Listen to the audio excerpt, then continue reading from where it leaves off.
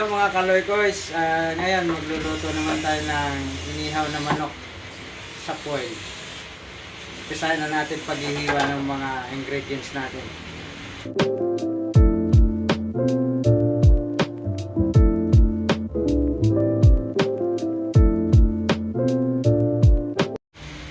Ito po yung lemongrass, tanglad,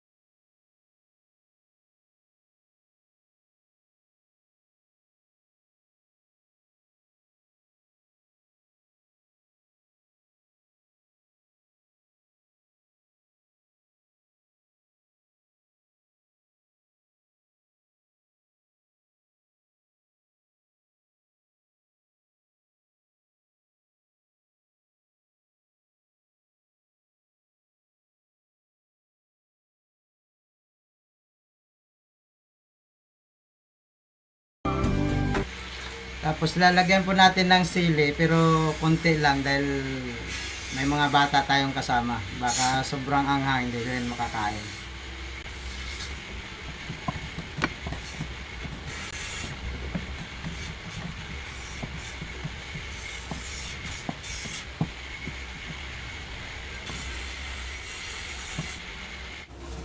Ayan mga kaloy-koys, ready na yung pang-marinade natin, paghalo-halong mga ingredients. So, ibuhos lang natin siya sa manok.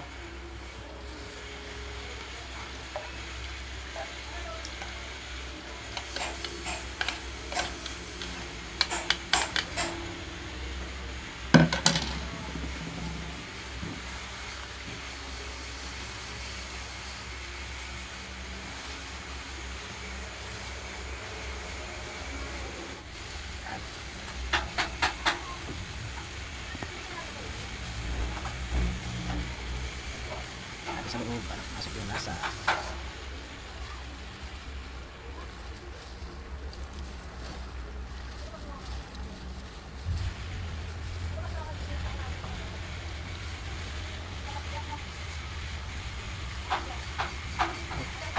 So ayan mga kakoys, ibababad lang po natin siya ng ilang oras or mas maganda magdamag para manuot ang lasa sa karne ng manok. 5 hours later. So, mga kakoys, naibabad na natin siya ng 5 hours. Binabad natin siya ng alas 12 ng tanghali. Ngayon alas 5 na. Bali 5 hours lang po natin naibabad. Lulutuin na natin ngayon kasi nag-request sila na pang-ulam daw hapunan. Kaya alas 5 lulutuin na natin. Medyo matagal kasi maluto. Kaya simulan na po natin ngayon.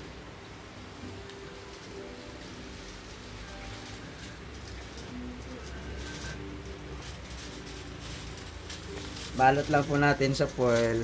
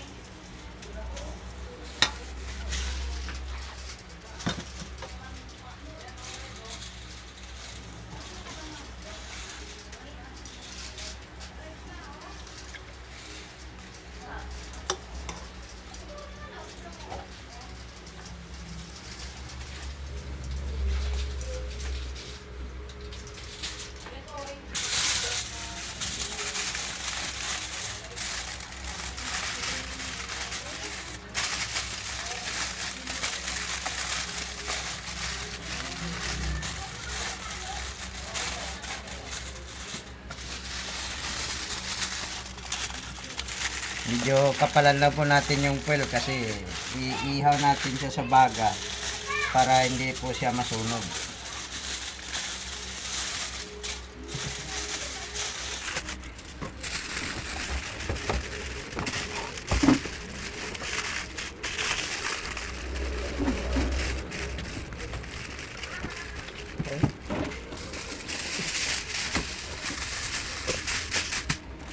Dami yan. Dami na yung mga dito.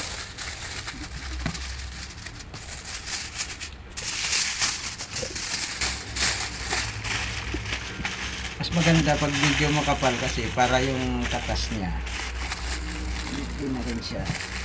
Ayan na po, ready to ano na, iihaw na po natin ito ngayon. Ayan, nakakapagpadingas na rin po tayo ng apoy kaya isasalang na po natin ngayon. Saktong sakto.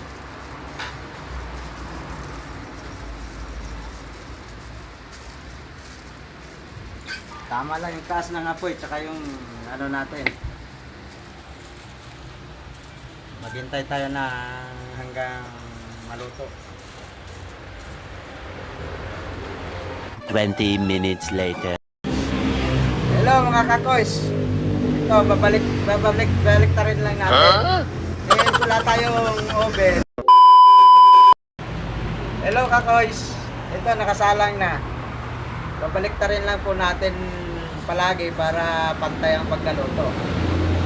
Ito nga pala, wala kasi tayong oven kaya ito, alternative na pangtakip. Para pantay ang ikot ng init sa loob.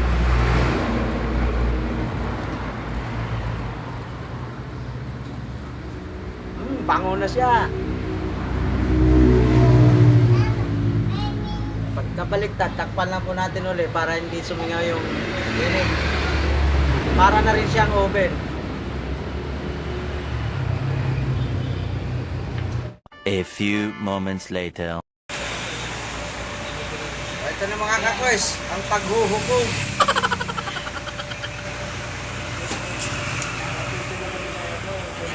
Bubuksan na po natin kung anong result.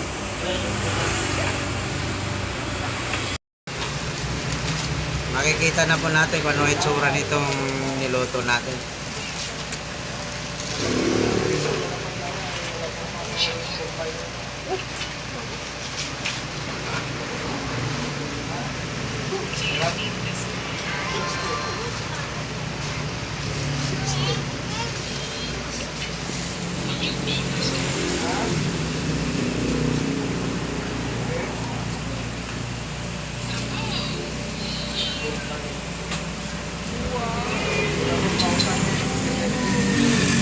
Wow.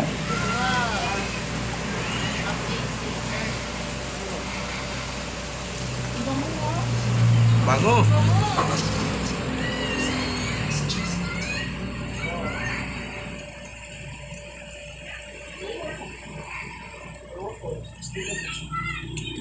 Wow.